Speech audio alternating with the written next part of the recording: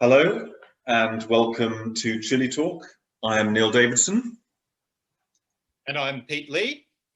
And you seem to be in some kind of port or something like that, Pete. Where are you? I'm in Porteño mode. I'm here in Valparaiso. Got it. Pearl of the Pacific, along with Shanghai. The official name of Shanghai marketing, I think, has Shanghai as the Pearl of the Pacific or the Pearl of the Orient. But I think in English we called Shanghai by something else of the Orient historically. But Valparaiso is a true pearl of the Pacific. It's the true pearl of the Pacific. Okay, well, I'm also a porteño at the moment, the inhabitant of a port. I'm in Buenos Aires in Argentina, where I have been for some months, more than quite a few actually, since October. Wow. Yeah, well, long story. Personal reasons. I have a new baby, and we're staying put while the pandemic lasts. And hence the lack of communication from us and from Chile Talk, and the lack of new episodes. So here we are, doing a Zoom meeting, and I apologise in advance for what will probably be some slightly shaky moments with the sound and video quality, but better than nothing, right? Absolutely.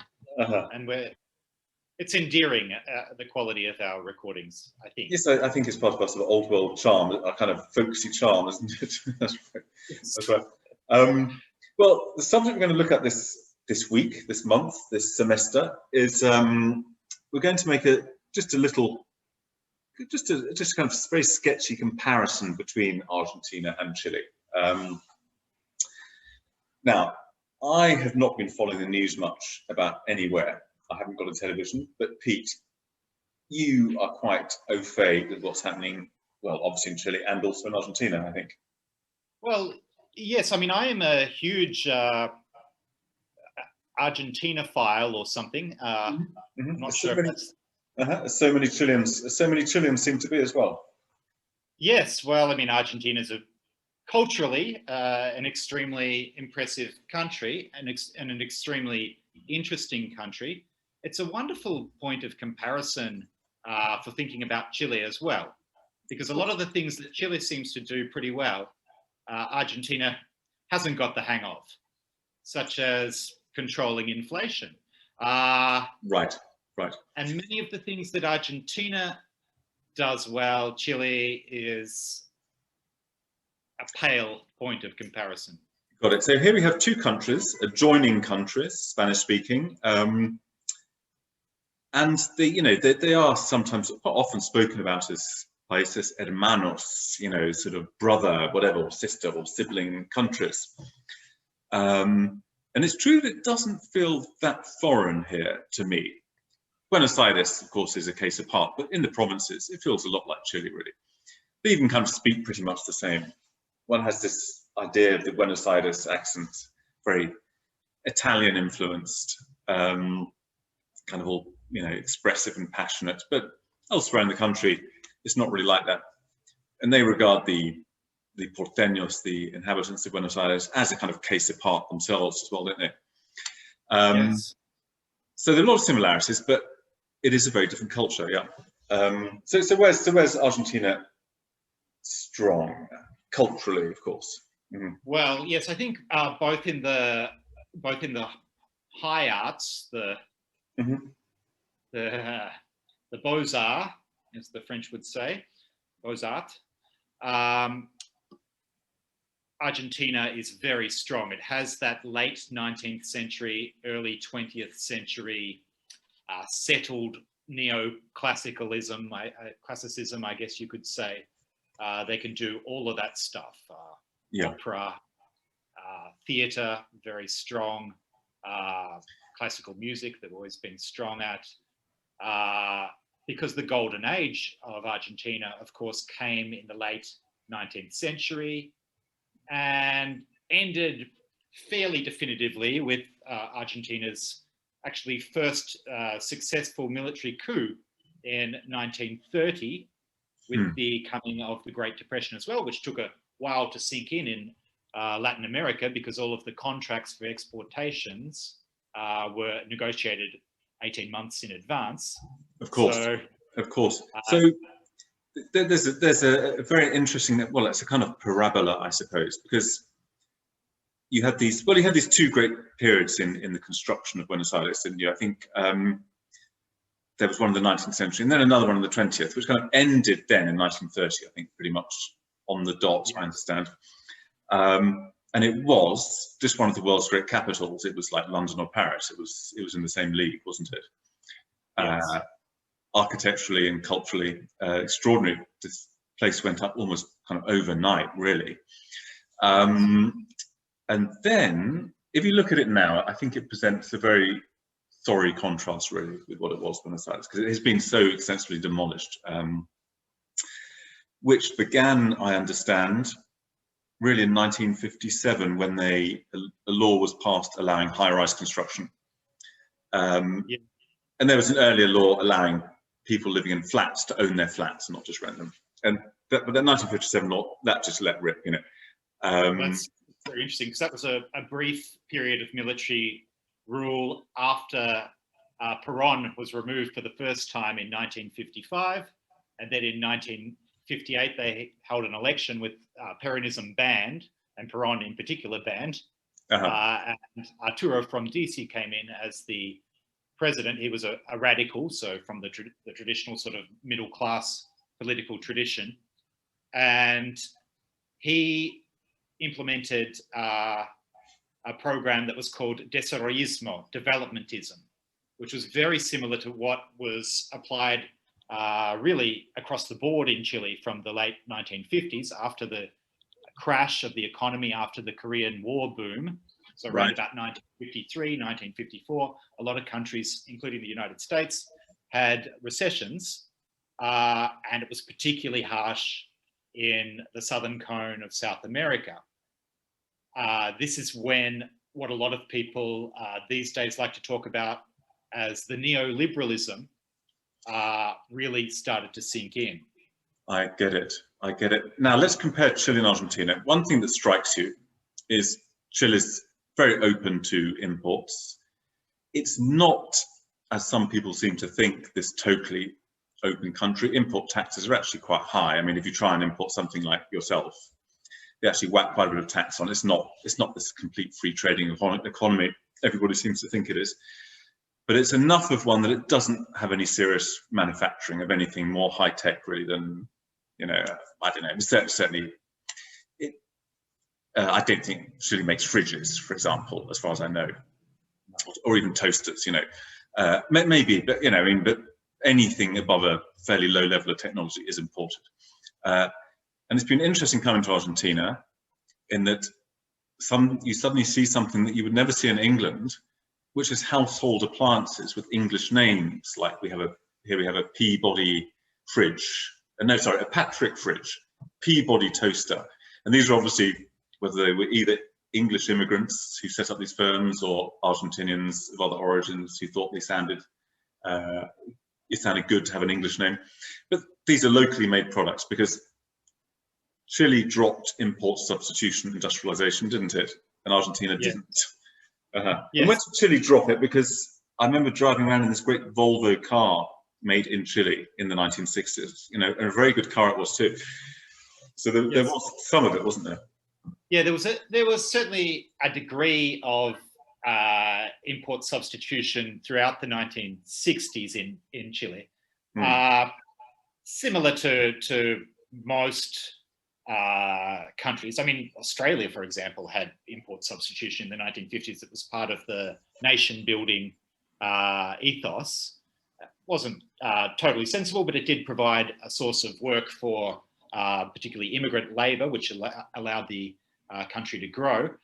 In the Chilean case, there wasn't an enormous commitment to import substitution at any point, and it wasn't immediately shut down by the military government, the Pinochet military government that lasted from 1973 to 1990. It was shut down more progressively and particularly in the Great Recession from 1981, 1982 to 1985, it was almost completely closed down.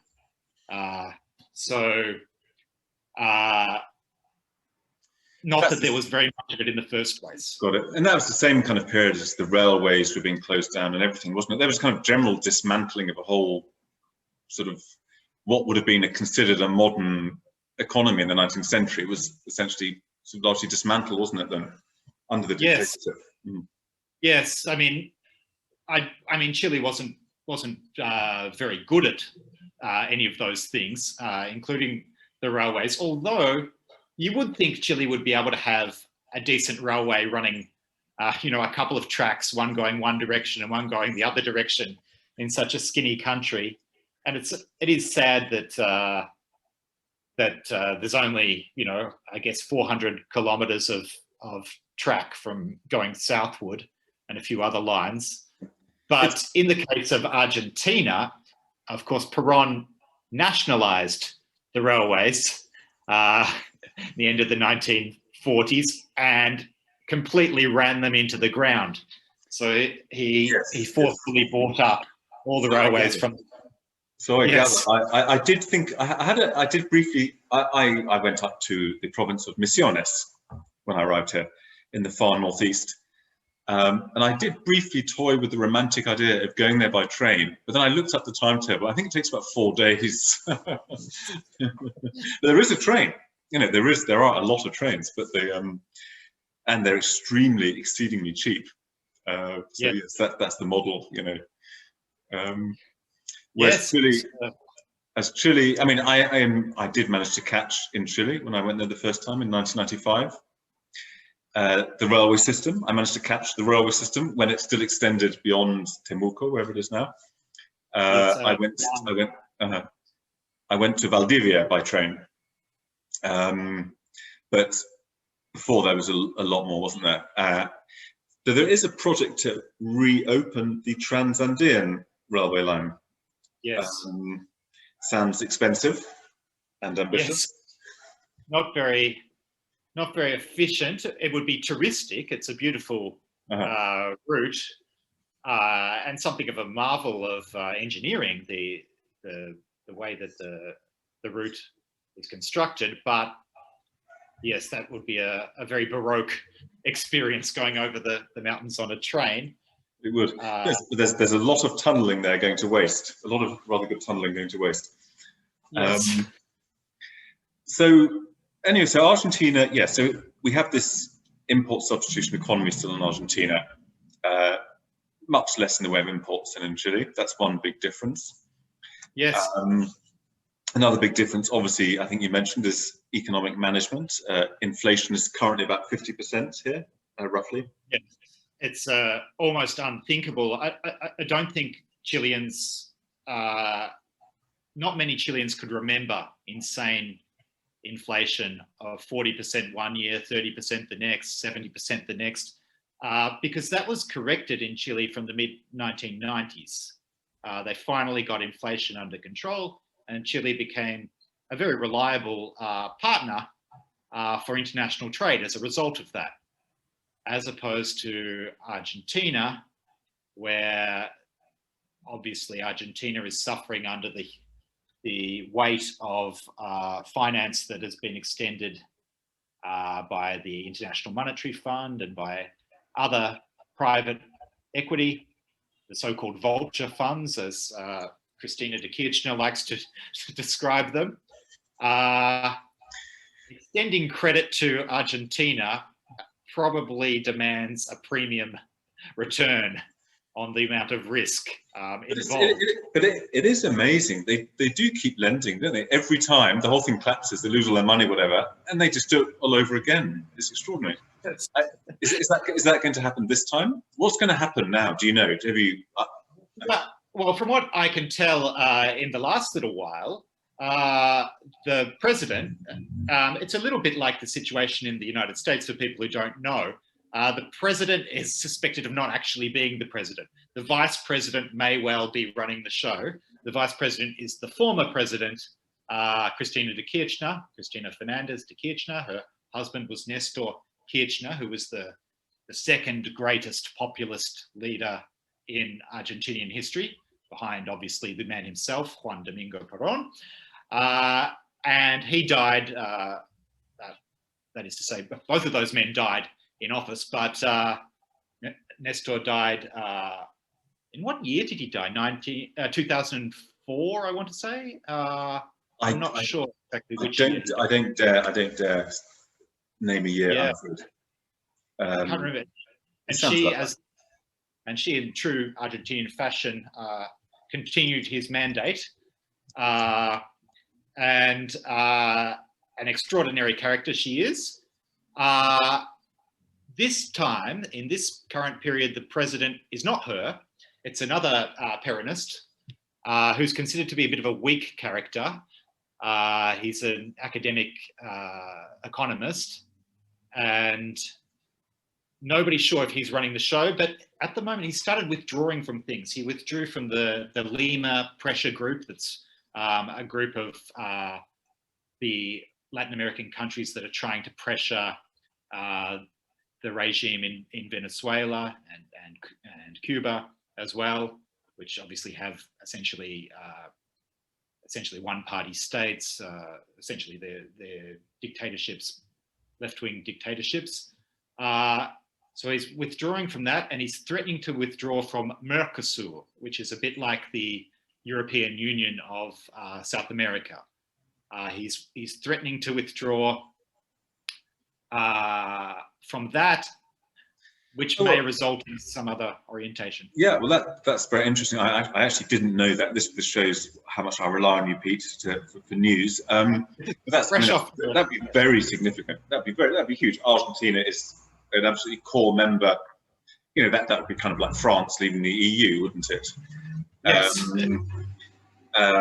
And also, there's a huge amount of industrial interchange with Brazil, particularly, isn't there? Like in the car industry and so on. I know it is. I mean, Chile is a peripheral member. It's not a member, but it's signed up to certain bits, hasn't it? Like free movement, like more like almost free movement of people. But that's an enormous development. So what's wrong with Mercosur in his book? Well, he may be bluffing, but probably, as always in Argentina, improvising more favourable terms of trade and exchange is often done. Nothing lasts for very long in Argentina. At the moment, Argentina's been in, on paper, terrible economic straits since 2001.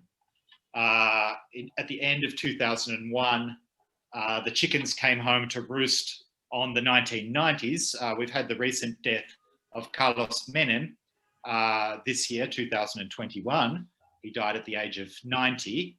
And during the entire 1990s, he managed to keep the Argentinian economy bubbling along, attracting investments, of course, with enormous inconsistencies and corruption.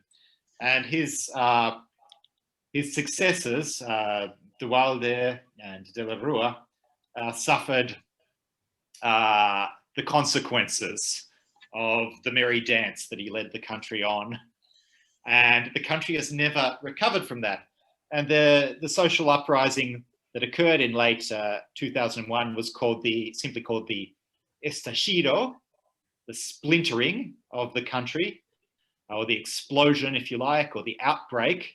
Mm-hmm. You can never work out whether it's an explosion in the sense of, someone jumping out of a cake with glitter, or an explosion in the sense of things coming apart. And of course, in true Chilean style, almost immediately when Chile began to have its great social explosion in late 2019, Chile adopted the terminology from Argentina, very, very typical of Chile.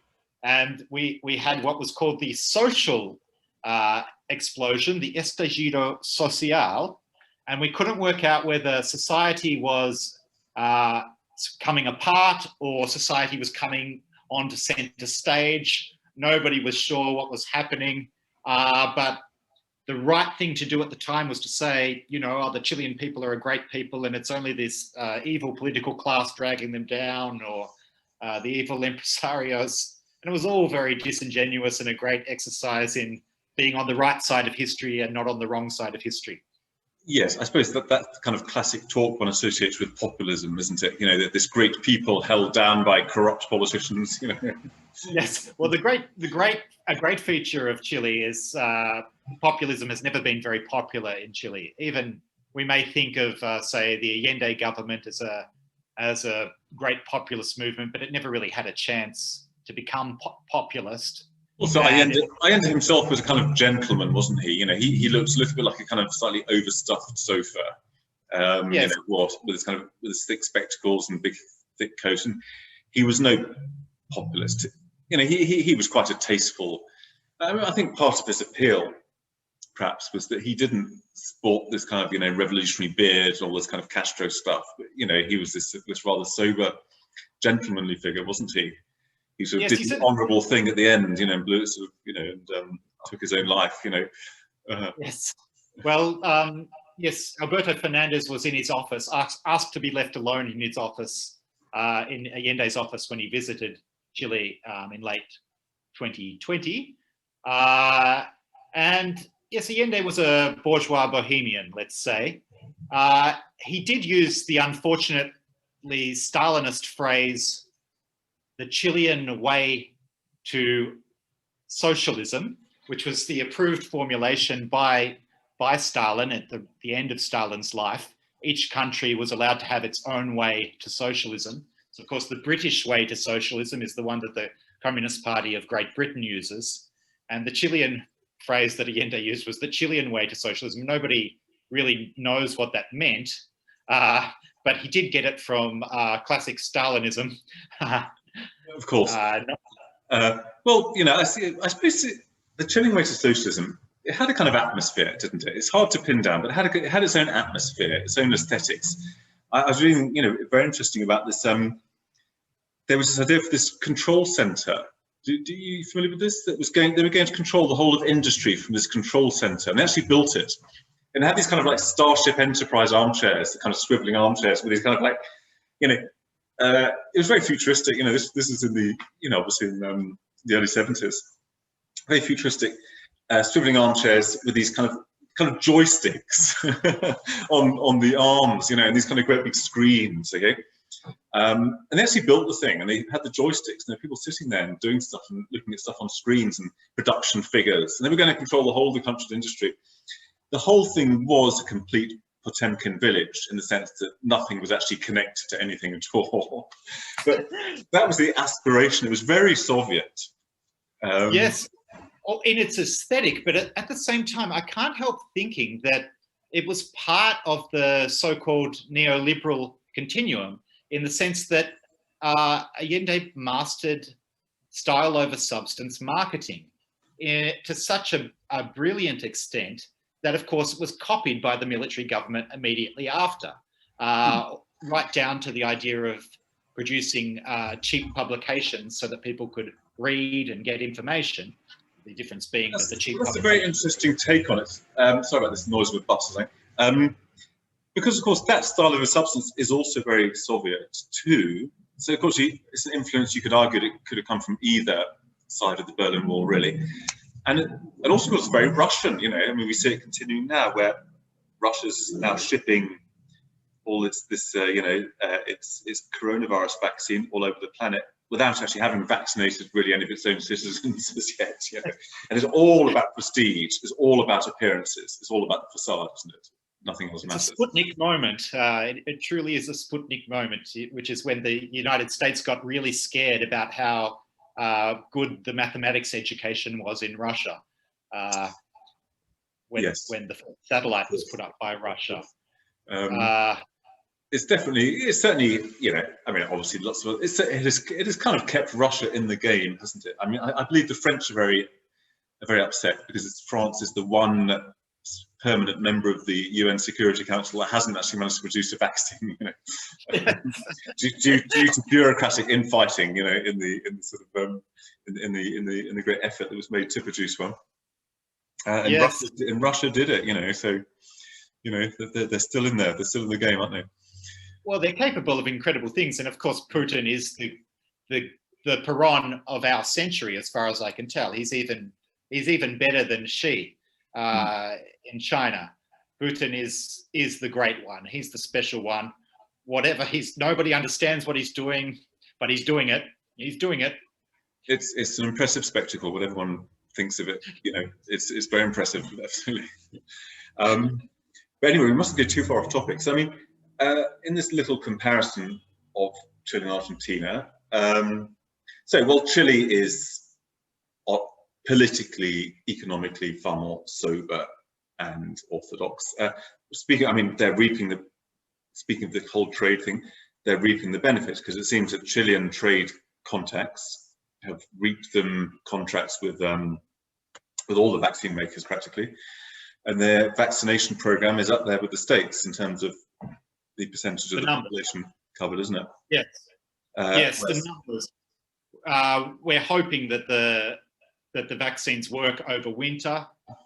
There's been no real slowdown in the fatalities. Is that mysterious? I'm a bit puzzled by that, but I haven't investigated it. Is that mysterious? That because the intensive care units are kind of almost at bursting point. There's a new places going back into lockdown, aren't they? Despite what 30% of the population, all the vulnerable people, surely having now actually been vaccinated. Yes. Certainly, the vaccine, as far as I know, the vaccine has been offered to all Chileans over the age of 50, which is a very impressive achievement. Not all Chileans over the age of 50 have taken up that vaccine, and some of them are unfortunately suffering the consequences of that. The rates of the vaccine functioning, we're just not too sure about the effectiveness of the vaccine. Particularly the Sinovac vaccine, which was procured by... This is the main one. That's the main one being used, isn't it? That's certainly the most numerous one. And actually, medicos from the Universidad Católica use their contacts with China to gain a supply of it. So that is something of a bet on the part of Universidad Católica to gain, a certain amount of social cachet for that. The Universidad Católica in Santiago has a few pending issues, such as the need for the replacement of the constitution that was written mostly by its members. I see. In 1980. I see. They're trying to just distract from the embarrassment of that. Well, I guess Chile has now then become the world's main laboratory for the effectiveness of that particular vaccine, because the Chinese haven't vaccinated much either. So Chile, we shall know pretty soon whether the vaccine basically works or not, because if it does work, then case numbers should start plummeting very soon.